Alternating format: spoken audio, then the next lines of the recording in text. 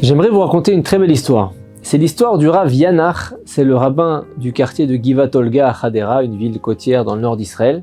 Il y a 14 ans, pour renforcer sa communauté, le Rav décide d'organiser un Shabbat plein pour le Shabbat Agadol, le Shabbat qui précède la fête de Pessah, au Parc Hôtel. C'est un hôtel. Bien sûr, ce genre de rendez-vous communautaires sont très appréciés par les fidèles, mais là, en plus, quelques jours avant Pessah, ce petit séjour va éviter aux familles de préparer un dernier Shabbat juste avant la fête, ce qui leur permettra d'organiser avec beaucoup moins de stress la fin du ménage de Pessah, donc juste avant Pessah, sans avoir à faire la moindre chasse à la miette de pain qui quitterait la table de Shabbat, etc., puisque c'est juste avant Pessah.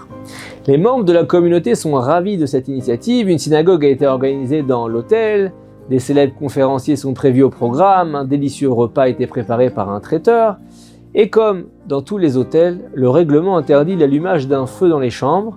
Le traiteur a donc mis à disposition des convives une longue table dans le lobby de l'hôtel, comme ça se fait souvent, avec des dizaines de bougies chauffe-plat pour l'allumage des nérotes, les bougies de Shabbat.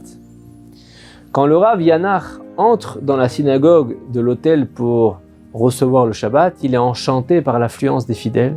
Sa communauté a largement répondu présent à son initiative. Il remarque qu'il n'y a pas assez de chaises pour tout le monde. Il demande à l'un de ses fidèles d'aller en demander à la réception. Le fidèle presse le pas, la réception lui indique une salle de stockage où sont entreposées les chaises avec plusieurs amis. Il commence à emporter des piles de chaises vers la synagogue. En transportant une lourde pile de chaises, l'un des fidèles heurte involontairement la table où les bougies de Shabbat sont allumées. La table prend immédiatement feu et en quelques secondes, c'est toute la table qui brûle. Le feu se propage très vite et le personnel dans la panique n'utilise pas les extincteurs, les pompiers sont appelés au secours, les clients de l'hôtel paniquent rapidement en sentant l'épaisse fumée, mais heureusement, les pompiers arrivent très vite et il ne leur faut pas bien longtemps avant de venir à bout de l'incendie qu'ils réussissent à maîtriser rapidement. Une fois que la situation est rentrée dans l'ordre et que l'agitation s'est arrêtée, un pompier se tourne vers l'un des invités et dit « Est-ce que je peux vous demander où tous ces gens vont prier pour Shabbat ?» L'invité lui répond qu'ils ont organisé une synagogue dans l'une des salles de l'hôtel et le pompier demande s'il peut se joindre à leur office. L'invité répond avec joie qu'il n'y a aucun problème et le pompier le remercie timidement. Il se glisse sur une chaise bien au fond de la salle de la synagogue et se joint à la prière. Du coin de l'œil, Rav Yanach observe le pompier, il a l'air de prier du plus profond de son cœur, il a même des larmes qui coulent le long de ses joues. Et après un magnifique office de Kabbalat Shabbat, la réception du Shabbat, Arvit, la prière du soir, le Rav s'approche du pompier et lui dit d'une voix douce « C'est Shabbat aujourd'hui, pourquoi vous pleurez? Est-ce que tout va bien ?» Le pompier lui dit « Rav, je suis un juif pas très pratiquant. J'ai pas l'habitude d'aller à la synagogue en dehors de Kippour, mais cette semaine c'est la Haskara, le jour anniversaire du décès de mon père. Je voulais réciter la prière du Kaddish pour l'élévation de son âme, mais j'étais de garde ce soir et on ne prie pas à la caserne.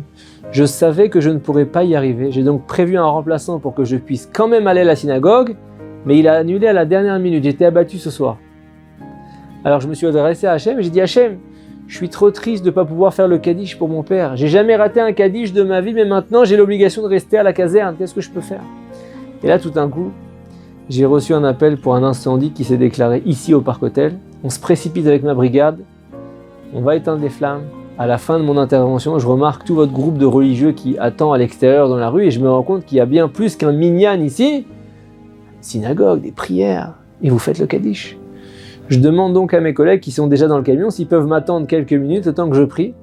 Ils m'ont dit pas de problème. Et avec un sourire aux lèvres, le pompier continue et dit que les voies de Dieu sont vraiment merveilleuses. Il a fait ramener tout votre groupe dans cet hôtel et il a orchestré ce feu à Shabbat pour que moi, qui ne prie que très rarement dans une synagogue, je puisse faire le Kaddish pour mon père. Vous avez vu combien mon Kaddish est précieux pour Hachem?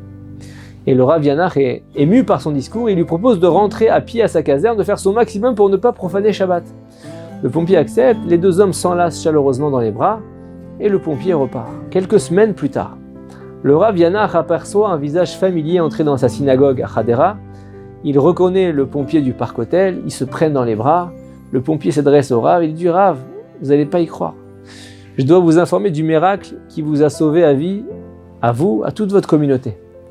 Un employé qui travaillait dans les cuisines du parc s'est lié à un groupe terroriste pour perpétrer une attaque dans l'hôtel la nuit du Shabbat Agadol.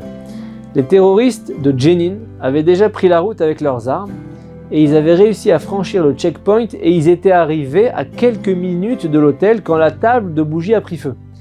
Les rues ont été soudainement quadrillées par des voitures de police, des pompiers, des secouristes du Magen David Adom, le cuisinier s'est mis à paniquer et il a averti ses complices d'annuler l'opération. En repartant, la voiture des terroristes a été arrêtée et tout leur groupe a été démantelé. Il nous arrive souvent dans la vie des contrariétés. Un bus qui passe pas, un train en retard, des embouteillages, une adolescente qui vous casse la tête, un événement plus grave comme cet incendie par exemple qu'on vient de raconter. On a souvent tendance à les déplorer, à nous agacer, parce qu'on ne voit pas l'intégralité de l'histoire que seul Dieu voit d'en haut. Tout est pour notre bien. Il faut s'en convaincre, c'est pas facile, c'est difficile, il faut s'en réjouir pour apprécier pleinement les bontés divines et mettre toute notre émouna, notre foi en lui, la placer chez lui, parce que lui seul nous sauve de lourds préjudices, très souvent. Shabbat Shalom.